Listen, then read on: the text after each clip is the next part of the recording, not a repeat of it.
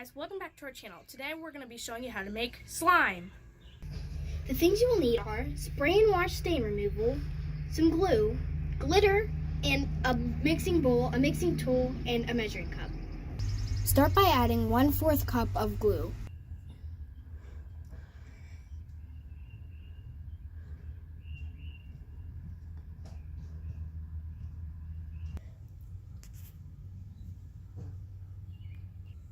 Add 1 teaspoon of spray and wash.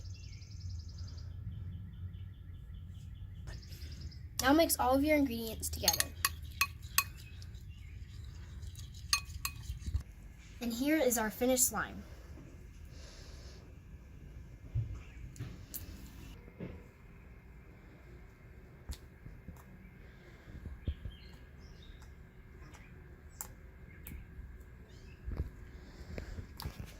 Should we switch slimes?